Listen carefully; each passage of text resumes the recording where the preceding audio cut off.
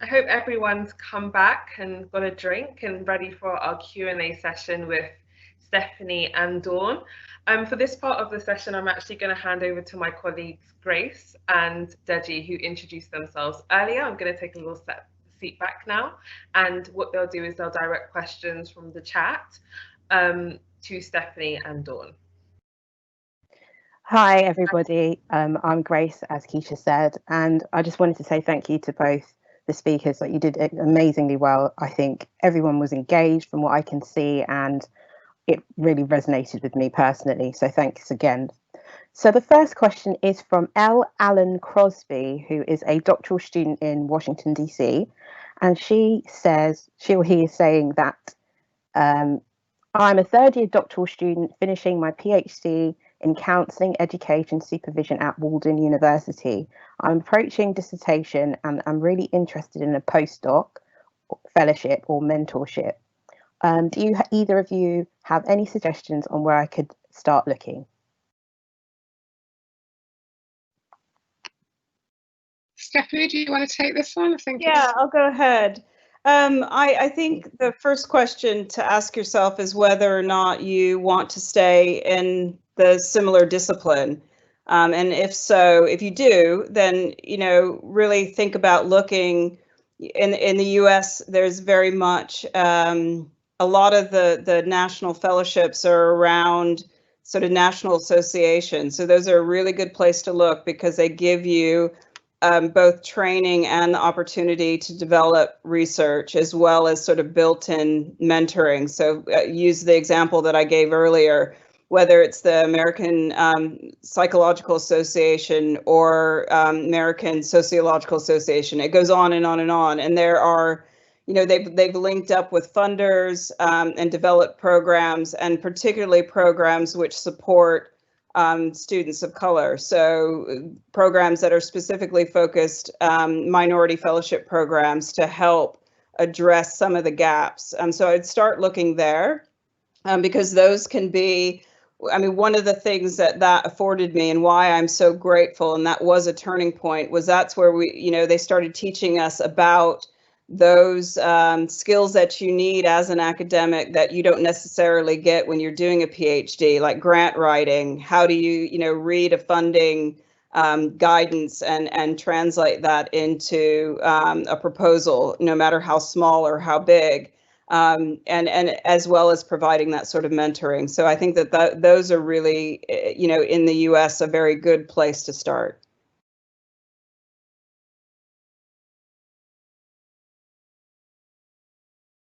You're on mute, Grace.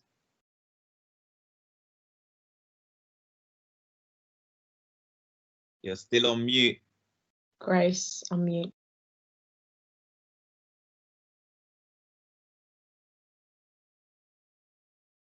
Right, I think I'm there. Yeah. Sorry about that. I was just saying thank you, Professor Stephanie Hatch, for answering that question. I think that was a really good answer, so thank you. The next question is from Kim Gordon, mainly directed at Professor Edge, but Kim thanks both professors for sharing their pathways into academia. Professor Edge talked about doing important work that is predominantly qualitative in research methodology, but there is little or lesser recognition of this type of work because of the profile of these publications. How do we get our research recognized and thereby assisting in the uplift of those voices that are marginalized or unheard? Is there a framework or model that you or Professor Hatch finds works best? Oh, that's a great question. So I think I just had to kind of hold true to my values in terms of the work that I wanted to do in writing those qualitative papers. But this is where I talked before about knowing the rules of engagement and understanding the landscape. So within all, when you're publishing your work, in whatever discipline, there's a hierarchy of those journals. So if you're going to publish qualitative work, get it into the highest impact qualitative journal. And then, you know, so certainly when I was writing my applications for promotion, I was able to say this work is predominantly qualitative and mixed methods because it linked to the area of research. However, it's been published in the top ranking journal. So it might have has a lower impact factor than other of my colleagues in my faculty who are publishing in Lancet Psychiatry and World Psychiatry and all these other journals. But in its field, it's at the top of the field. Do you see what I mean? So it's very much about learning how to play the game. I was going to say that doesn't sound quite right, but it is. It's learning, it's understanding the rules and engagement so that you're not pretending that your work is something that it isn't. But what you're also making really explicit is the value of it, so that this work is about building theory. This is about exploring things that we don't understand. And if we don't understand this, then the work further upstream will have less merit. So we need to put these building blocks in. But at some point, you can then use that as a springboard to doing other things. So yeah, I would say that really understand your field. Understand what counts as impact in your field. And for a long time, I stayed away from EDI type roles in the university because I didn't feel that they were valued.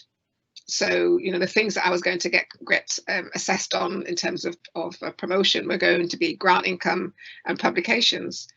And the fact that I was doing all this stuff in the community with people was like, and that's just taking away from writing grants and writing papers.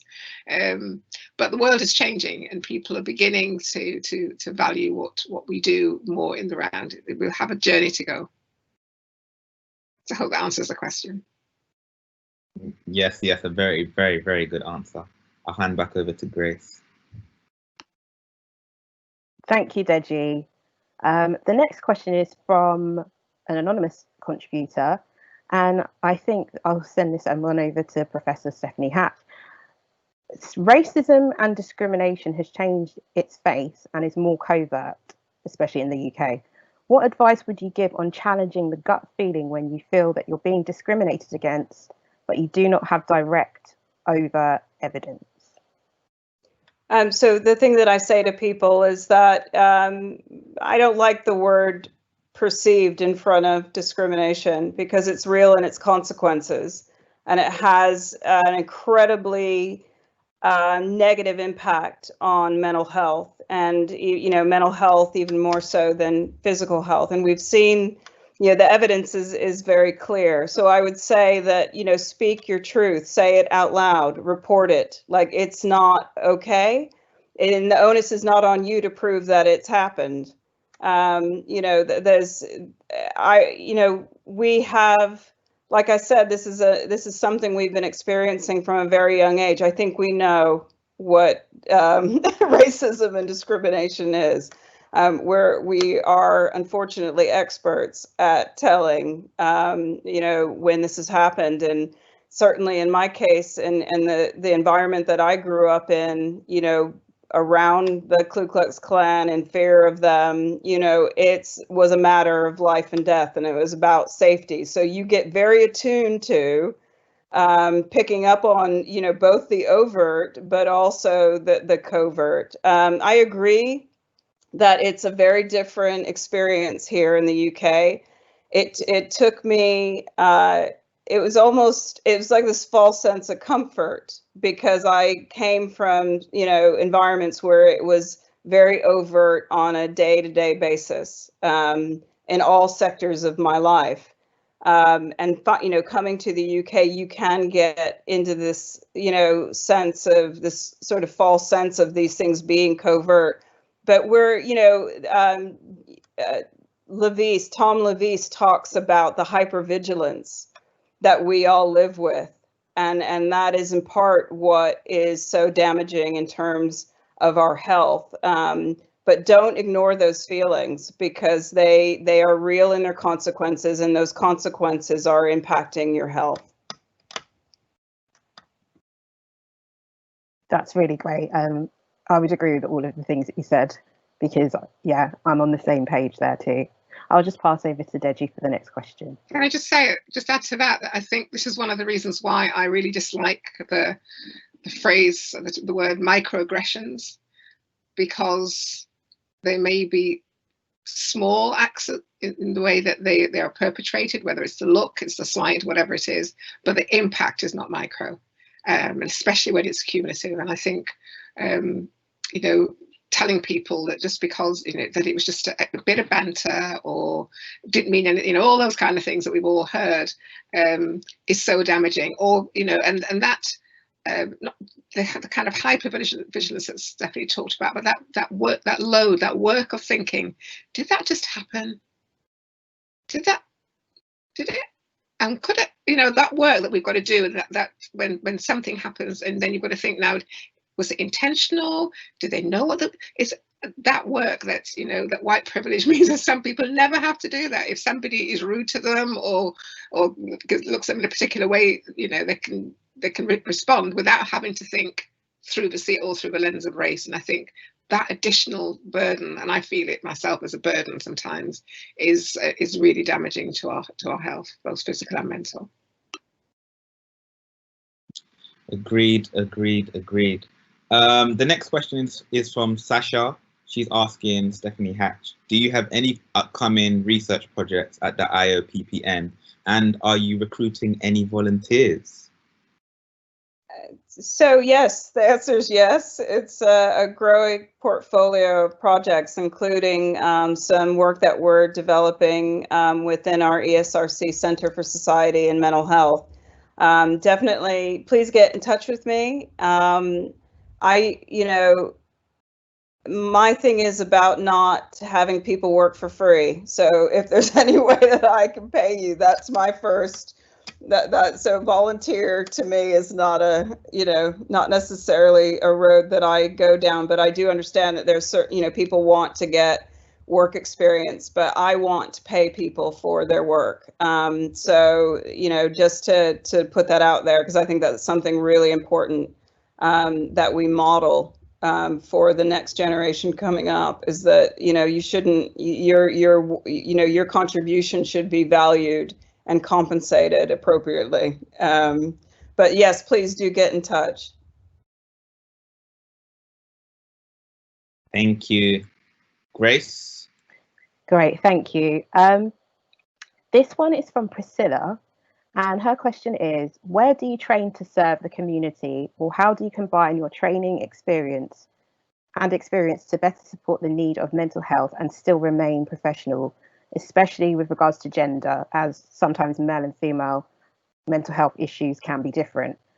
What about the mental health issues that relate to slavery, which I do believe still impact generations? Are these topics spoken about or recognised amongst the body of psychologists? And I think I'll give this one to Professor Dawn Edge. Okay, thank you. So let me start at the back end and about the extent to which the enslavement of Black people, because we're not talking about, you know, modern day slavery. I think I'm assuming that you're talking about transatlantic slave trade. So I would just say to you that when we did the work that I'm doing now, and we did the pilot work for it, the aspect integral to the therapy itself is that we deliver training to the therapists that talks about the backgrounds of people. So that was a feasibility study. So it was just people, Caribbean diaspora.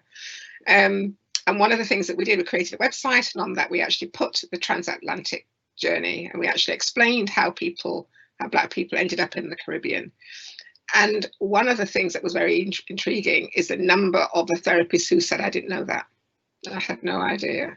I had no idea how it is and why it is that those people ended up in the UK. I didn't know any of that. And I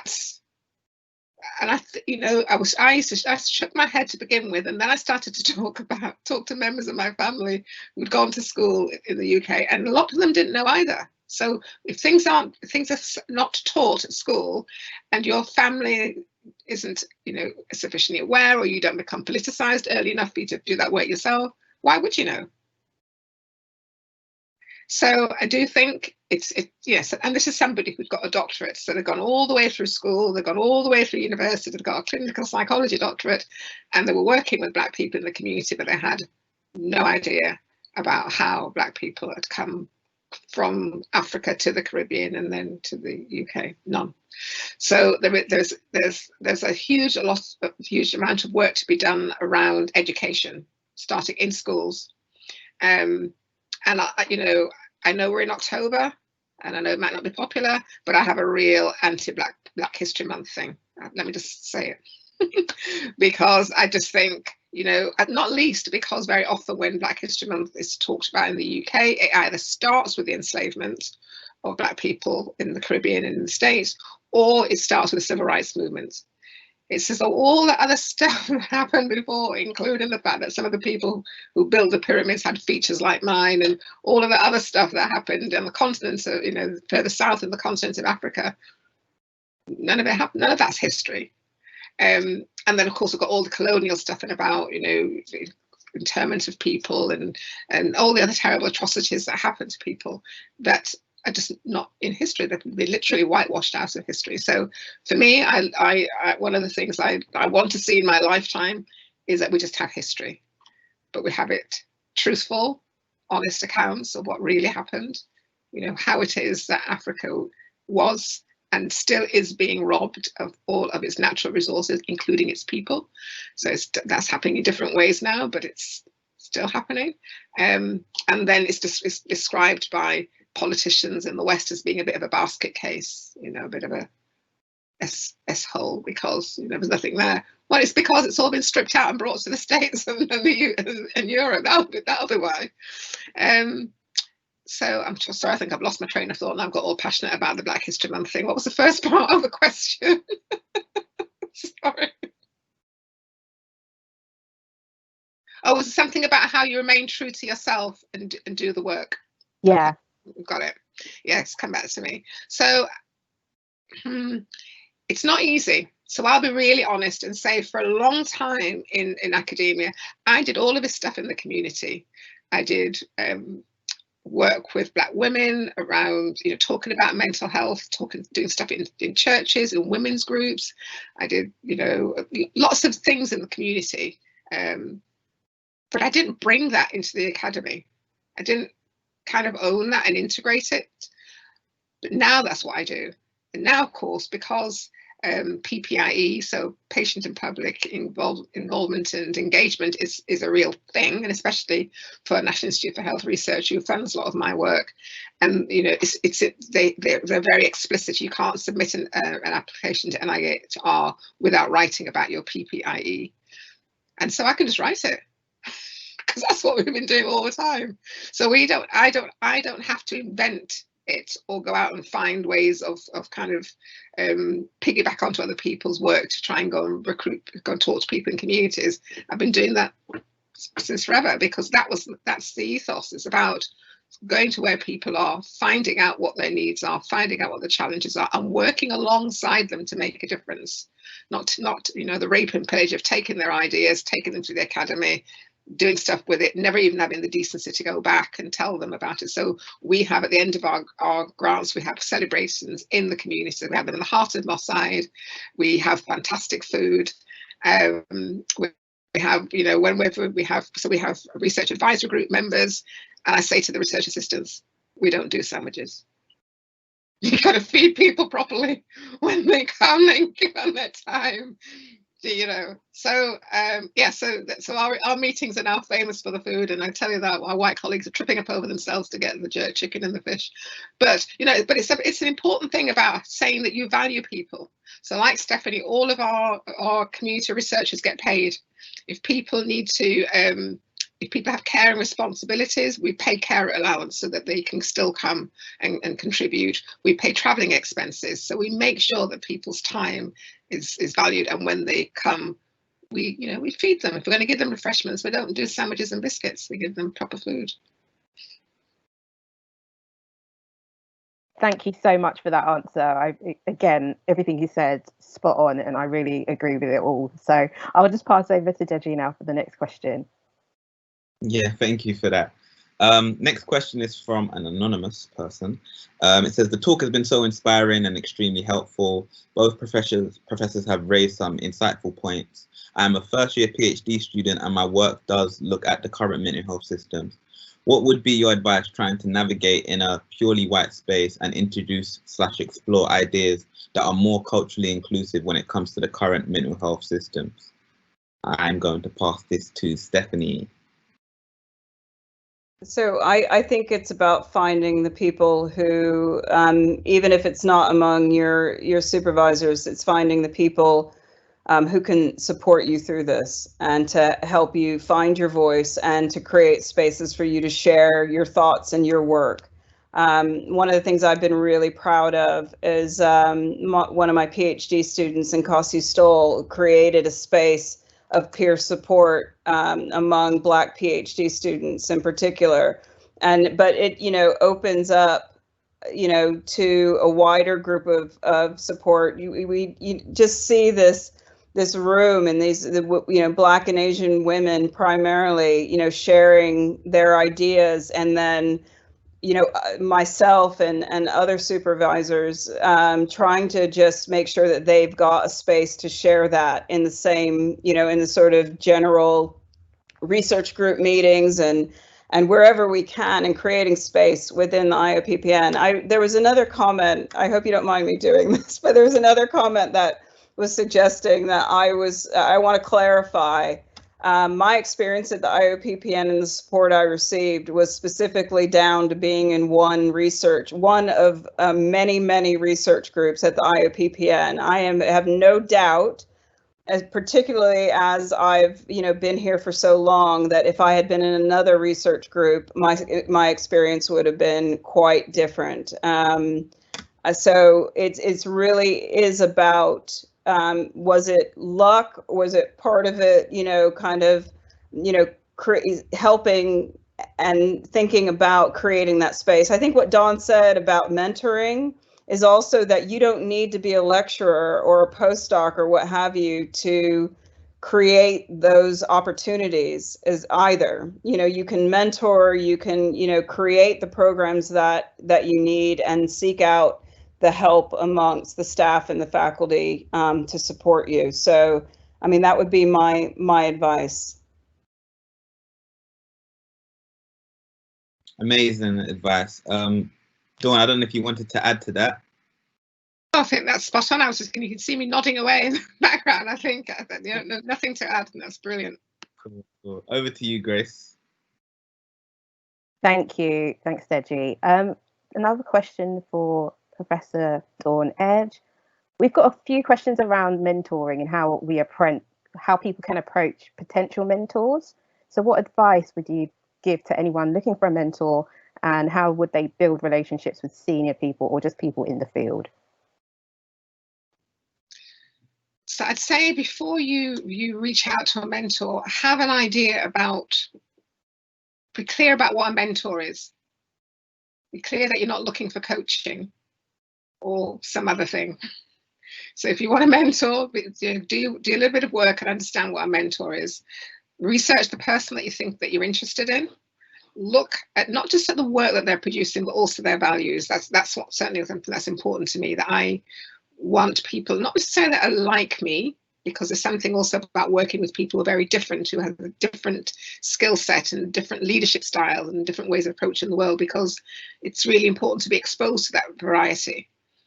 But in terms of a mentor, and I think Stephanie made the point earlier on, it's not a one size fits all, and you don't have to have one person. You can have a number of people, and you don't have to have them for forever. You can arrange, you can negotiate that mentoring relationship. And I'd say that's something that's really important at the very outset, is to negotiate what it's going to look like and for how long, and at what point you're going to review that and then decide whether you want to continue. Because then the breakup, as Stephanie mentioned earlier on, is a bit less fraught. So if you've said, let's just see how this goes, we're going to do 6 months, we'll meet however often you agree, and then at the end of the 6 months you decide to review it and see how it's working. And if it's not working, you can walk away without having to think about how you're going to say to somebody, this is not working for me, because you've already just put the ground rules in place. But knowing what you want, so I certainly had a mentor, and I didn't really know what a mentor was, and it was a waste of time because they didn't know what they were supposed to be doing, and I didn't really know. So we had a bit of a chat now and again, but it didn't help me one iota, except to know that it wasn't mentorship. So the people that I mentor, I certainly have that conversation with them. You know, when people reach out to me, I ask them to go away and just think about, we have a general conversation, and I say, right, okay, so now have a really good think about what it is that you want from me, and why, you know, why there's a reason why me and not somebody else.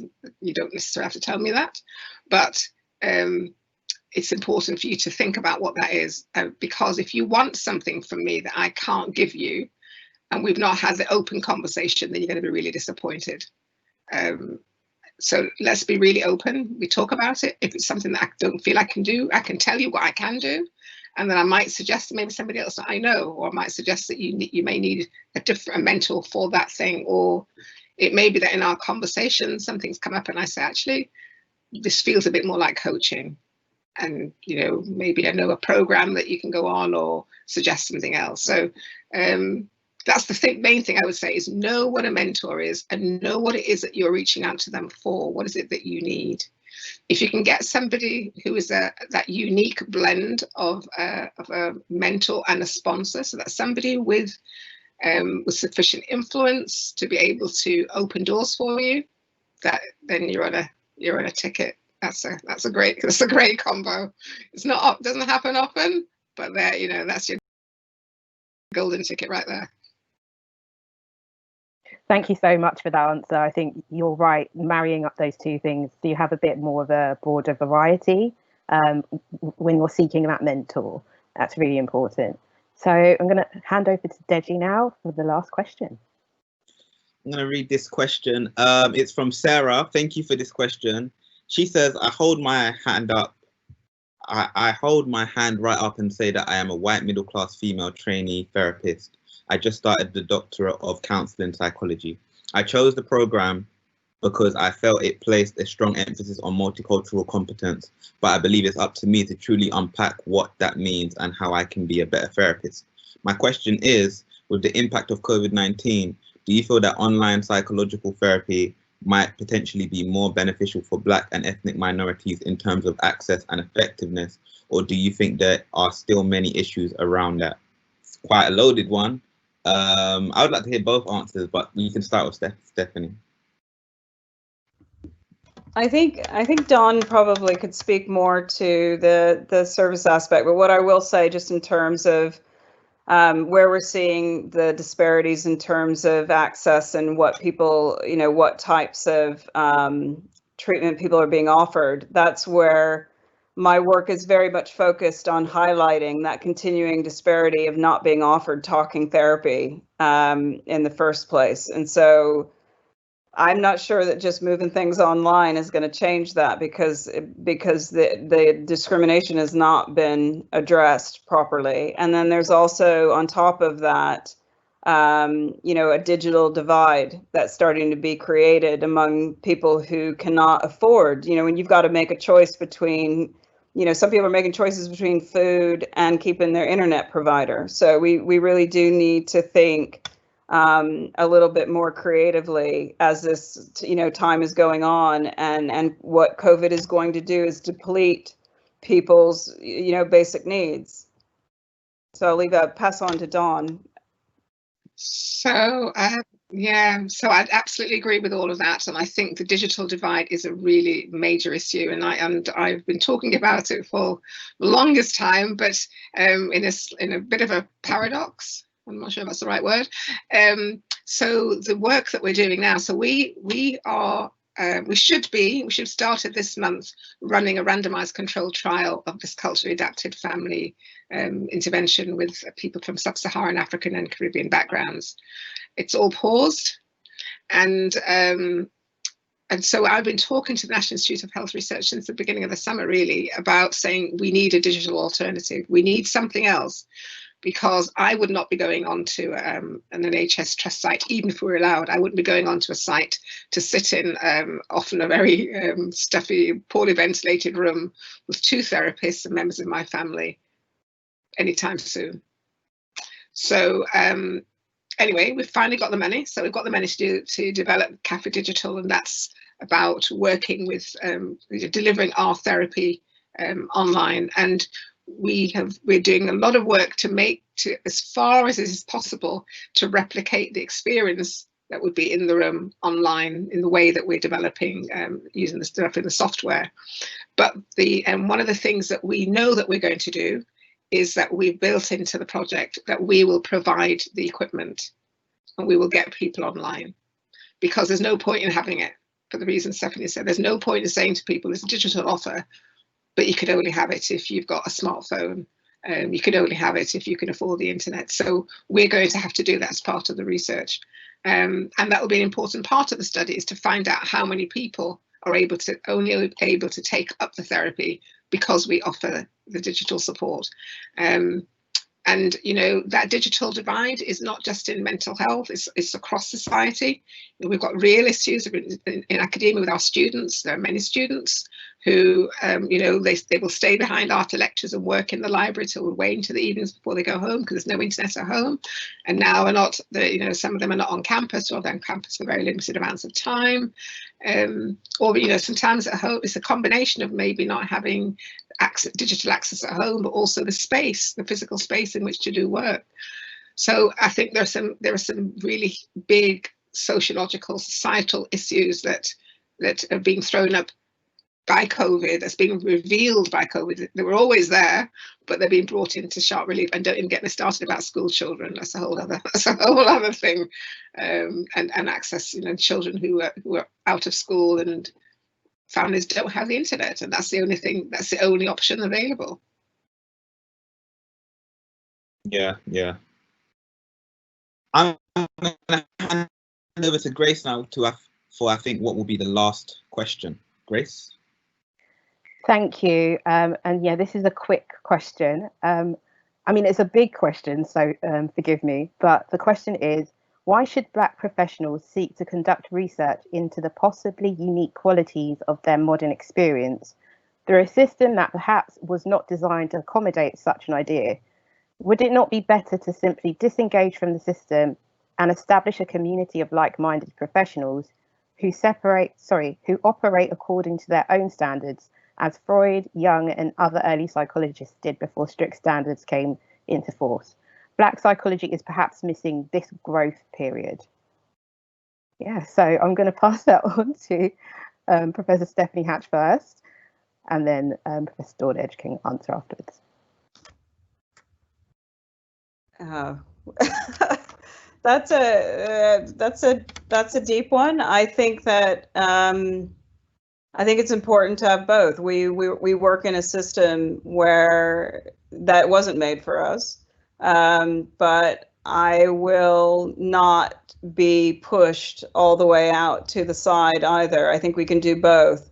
I myself was heavily influenced as I was coming up through, especially in my postgraduate work, by critical race theorists, and was fortunate to, you know, be taught by and meet people like Kimberly Crenshaw and Dorothy Roberts and Bonnie Thornton-Dill and all of these people. So while we would have what we call salons and meet and develop our thinking in spaces, and I mentioned the other Black female PhD students, we would develop our own peer support in the same way and develop our thinking. We found it really important to bring that thinking back into these white institutions, because they're not theirs to have. Like, this is a space in which you're able to do both and should do both. I'm the first generation in my family out of segregation, so I really value the ability to be in whatever space I can be in. That was not afforded to my parents. So that's something that I have a particular strong feeling about, is making sure, in whatever way I can, make a place for me and other Black people in these conversations and in knowledge generation. And that's, amen to all of that. And I think what we, all of us on this platform tonight probably don't recognise is that we're all quite privileged. And therefore we have a responsibility. And I think absolutely there needs to be safe spaces where we can go and have those conversations and develop critical thinking. But if that then doesn't come back to dismantle the structures that that oppress people, people of colour, people with different sexual orientation, and all the other diversity issues that we've talked about before, and create really inclusive societies, then I think we do ourselves and the societies that we belong to a disservice. You know, I see myself as, first and foremost, as very much as a public servant. I see the work that I do as being about wanting to make things better for everyone. And for them to be better for everyone, there are some people that we recognise are more disadvantaged, and so we have to do more to bring those people forward if we're going to have any kind of equity. So I totally understand the temptation to kind of go off and do our own thing and create our own. And there is definitely spaces for that. One of the things that I, you know, when, you know, people, certainly I've looked, and I'm going to talk about other people, I've looked at the States and looked at, you know, Black-led universities and gone, oh my God, that must be such an amazing thing to go to, you know, Black majority university and to be surrounded by professors and people who look like you. But those people have got to leave those universities and go and work sometimes in completely white spaces. So I do think, you know, the world in which we live, and certainly in the UK, one of the fastest rising proportions of the population are people of mixed ethnicity. So we can't really do the black over here and the white over there thing. There was never, you know, for those people, where do they go? You know, do they choose? So I think, yeah, for me, it's about having the space where you can have the critical mass of people who are on the same page. And that sometimes includes white allies, I have to say. You know, with civil rights movements that Stephani talked about, you look at those pictures and you see white people marching alongside the Black freedom fighters. You know, it's not, we cannot dismantle the institutions of racism or institutionally racist systems on our own. There's a lot that we can do to influence. We can certainly, you know, bring the privilege that we have in terms of our education and the work that we're doing to challenge those systems, but it needs us all together to make that difference. Thank you for both of your answers to that question. I wholeheartedly agree with both, especially about you can have kind of two things happening there. So you can have spaces for yourself, but then make sure you have other spaces where the change can really happen and you're engaging a lot of people in the discussion. So thank you very much, both of you, for answering those questions so earnestly and really thoroughly. I'm going to hand over to Keisha now for the last bit of the evening. Thank you once again, Stephani and Dawn. I just want to get another round of applause from our team for Stephani and Dawn for beautifully answering those questions and being so informative.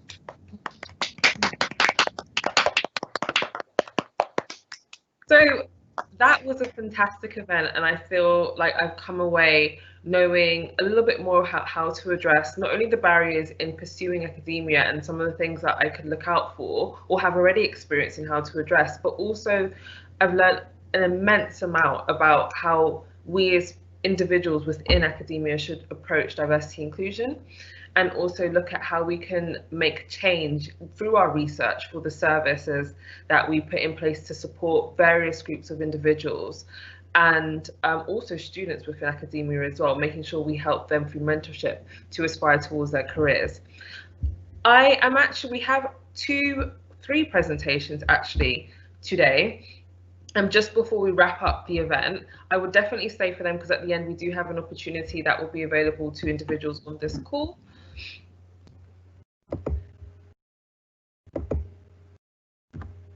And also, I just want to stress yet again, if you are feeling in any way disturbed, distressed, or have conflicting emotions around some of the discussion topics we've had, we'd like to signpost some excellent mental health charities which support individuals from various ethnic minority backgrounds with their mental health.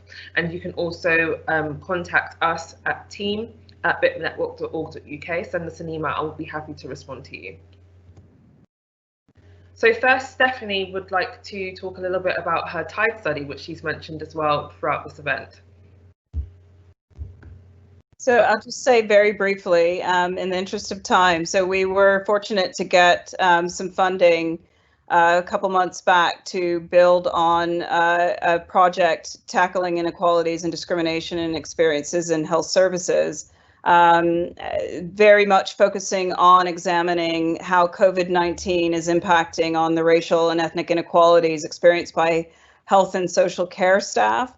If you want to participate, because I know that we have some people in the audience potentially who are within that group, the first thing is we're partnering up with the NHS Check study, which is a national study that will be contributing some work that we're co-producing with health and social care staff, focusing around racial and ethnic inequalities. And so there's just some information there, as well as doing some in-depth qualitative interviews with various samples. One, doing a longitudinal qualitative study where we're going to be interviewing again some of the healthcare staff that we interviewed pre-COVID, interviewing social care staff, managers and senior leaders, as well as those who had participated in NHS Check.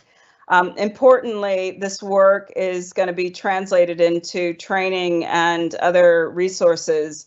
So working with NHS Confederation, NHS England's Workforce Race Equality Standard, and other partners, community partners, including Black Thrive, to really try and help people communicate their experiences. So what are staff experiencing on a day-to-day basis? So we're working with some innovative methods around using virtual reality, for example, to show people, you know, what it's like to walk in the shoes of these very important people who are making massive contributions and experiencing a lot, not only within the health service, but in their communities. Thank you. Thank you very much, Stephanie. I'm now going to pass on to Dawn, who would also like to discuss her research as well. All right, so thanks ever so much, Keisha. So I've mentioned this work around culturally adapted family therapy, family intervention, and the study that we are should be doing at the moment is a national randomized controlled trial to compare the clinical and cost effectiveness of CAFE against usual care. And, you know, the background is that, you know, we know that people from our communities are disproportionately diagnosed with schizophrenia and other related psychoses, that we have worse quality care. And although family intervention is recommended by NICE, people from our communities are rarely offered. So I mentioned before that we've done a pilot study, and in that we recruited 30 families, and the 26 that actually started, family units that started therapy, 24 of them went on to complete all 10 sessions of CAFE. And that study was with people of Caribbean origin, but the new study is open to people from sub-Saharan African and Caribbean backgrounds. And, you know, we had amazing feedback on the pilot study, really high acceptability ratings. And so we're really keen to get this work done, and it's interesting that we're where we are now. But what it has done is to give us the opportunity to develop a digital alternative, so that again, it's a really important piece of work in its own right, because it will give us the ability to do some work on the extent to which digital therapy is acceptable to people from Black, African and Caribbean diaspora backgrounds, and we don't know that. So there has been a great push in the NHS to digitise health, as you know, and it's seen as a way of democratising access to healthcare. But actually, there may be some really good reasons why both people from Black, African and Caribbean backgrounds, but also people with mental health difficulties, might not want to engage. I've already mentioned the digital divide, so if people who wanted to engage might not be able to, so we are going to make sure that we provide that. On the screen, just before you go, can I just say one thing that it mentioned on the FSMs. I just wanted to say that most of you will know that people with serious mental illnesses like psychosis over a period of time will lose contact with their families and their social networks will shrink. So in order to offer the family intervention, we in the feasibility trial, we opened it up to people in the communities, and we asked them if they would volunteer to come alongside a service user who wanted therapy but didn't have access to their families for whatever reason. And half the service users who took part were only able to do so with having a family support member. And that's something that we want to develop further in the randomized control trial. By maybe you definitely want to engage people with lived experience of peer support and so on. So really happy for anybody who is interested to reach out, to find out more. As I say, the study is going to be in the Northwest, in the Midlands, in London, and in Southampton in the Southeast. So lots of opportunities to get involved. Thank you, Keisha. Thank you very much, Dawn. And just to note that these slides will be distributed at the end of the event, so to all attendees, so that way they can see how to sign up to both your study, Dawn, and also Stephanie's. Last but not least, we have Shannon from the TIDE study, who is going to be talking about her research opportunities as well, a study that I'm also a research assistant on as well. Great, thank you. And before I get into that, I would just like to highlight the following charities that have supported our work, and a very special thanks to Keisha, our host this evening, for inviting us and all your great work with us on RAMP. Next slide, please. So what is RAMP? So we launched in April in 2020, and we were assessing the mental health impact of COVID-19 on UK residents. We've been funded by 2 rounds of King's funding. The first round was to get RAMP off the ground, and the second was to specifically recruit people from ethnic minority backgrounds into our research. RAMP is an online questionnaire which takes about 30 minutes for the baseline, with monthly 10 to 15-minute follow-ups. We have a focus on recruitment into Black and ethnic minority participants because we're aware that COVID-19 is disproportionately affecting the Black community especially, and we want to better understand why. And as a research team, we are quite aware of the reasons why some people who are of the Black ethnicity might not want to participate in mental health research. Could I have the next slide, please?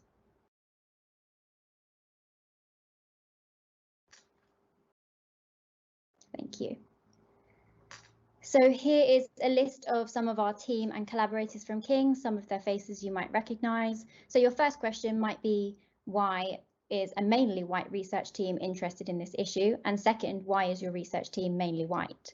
So the short answer to this question is we care about this issue, it's important and it needs exploring. And the second one, which has been eloquently highlighted by the speakers this evening, is that this research team represents a wider issue in KCL and academia in general, with a lack of representation of Black and ethnic minority professors. So what we're doing in RAMP to tackle this within our own team is we're trying to diversify our RAMP team and our labs part of that. We're being part of important department discussions and working with and promoting Black talent in any way that we can. Could I have the next slide, please? So what have we found so far? So in the left, you can see our gender and geographical split, but I want to focus on ethnicity. So currently our ethnicity split is about 95% of a white cohort. And before our funding came in that allowed us to do some paid advertisement on social media, the amount of Black people who had signed up to our study was around 0.03% of our cohort. And you can see where our campaign started in August and September, and that's gone up to 0.3, almost 0.35%. So our campaign is going well so far, but obviously there's always more work that needs to be done. Could I have the next slide, please? Thank you. So what we're finding so far in RAMP is that around 70% of our cohort are reporting that their symptoms of depression are worse since the pandemic, with around 20 to 25% saying no change and a very small minority saying their symptoms have actually improved. And we're also finding an interesting age effect, with the younger generation being affected more by depression and anxiety at this time than the older generation, which seem to have slightly more resilience. And this is something we want to explore in more detail. Next slide, please. So why should you, as a Black student or a person who's interested in psychology and psychiatry, get involved in RAMP? So the first thing I'd like to say is that we need at least 15 more people who identify as Black to be part of RAMP in order for us to be able to make any statistical analyses that have enough statistical power to make valid conclusions. I've already mentioned that we're committed to providing diversity in both recruitment and research. So we're hiring people of different ethnicities, and we're collaborating people for our analyses, because we understand that we might not be best placed to do this or might hold our own unconscious biases. We're providing opportunities to engage and inform the communities we're working with. We have established partnerships and are in the process of making more partnerships, and we plan to take our practices beyond King's as well. Next slide, please. So importantly, at the moment, our data does not reflect the experience of Black people during this unique time. We're sharing our data anonymously with the government, mainly Public Health England and the Department of Health and Social Care. And at the moment, that data is based on a sample that's 95% white. So it may not reflect you and your needs and your experience of this time. So any policies that get made based on RAMP may not be beneficial to you. We're also asking the big questions, which may shed light on why COVID is affecting the Black community disproportionately. So, for example, key worker status, financial security, how many dependents you have, employment security, and things like that. And we're hoping that we might be able to find some cofactors in there which might answer some of these questions. And we're committed to good science. We're part of the Open Science Framework. You can find all of our materials on OSF, and our analysis GitHub repository is available for public view once our first preprint is out in the next few weeks. Can I have the next slide, please? So in light of diversifying our lab, I'd like to bring your attention to a post that we've recently advertised. So the Edit Lab, of which most of our team are part of, are hiring a research assistant post working with Professor Talia Ely and Jerome Bream and Dr. Kirsten Pervez from the RAMP study. So this is a Wellcome Trust funded study that looks at fear, conditioning and extinction in prediction of CBT response. It's called the FLARE study, and they have an app called the FLARE app. So if you'd be interested at all, and I strongly encourage you to apply because this lab is great, contact Talia Ely. Her details are at the bottom. Could I have the next slide, please? So if you have any feedback or thoughts on how we're carrying out our study or want to get involved, please post a message in the chat, or if you'd like to make the conversation go a bit further, feel free to drop us an email at rampstudy@kcl.ac.uk. To participate, you go to our website, which is linked below. It's currently under construction, so it may not look as glamorous as it usually does. And our social media handles are at the bottom. And just before I go, I'd really like to plug our latest blog by the talented Rachel Dada, who founded Black Talent Space. If you haven't heard of it, you need to go and check it out. Who talks about achieving equity and justice for the mental health of Black and Asian and ethnic minority communities in the UK. Thank you so much for listening, and I hope you'd consider participating.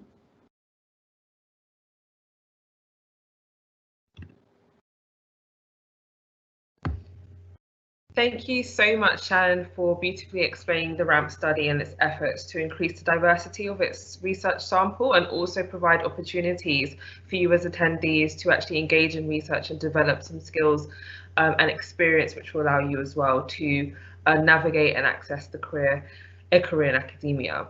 I want to, last but not least, share my last slides before we wrap up this conversation, because it's getting a little bit late and it's going over and we will need to get to bed and get ready for our next day. Very quickly, I want to highlight Professor Stephanie Hatcher's selected publications.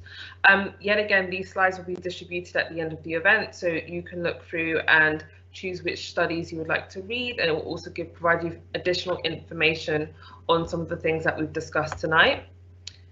I'd also do the same for Professor Dawn Edge. We've highlighted the RAMP study.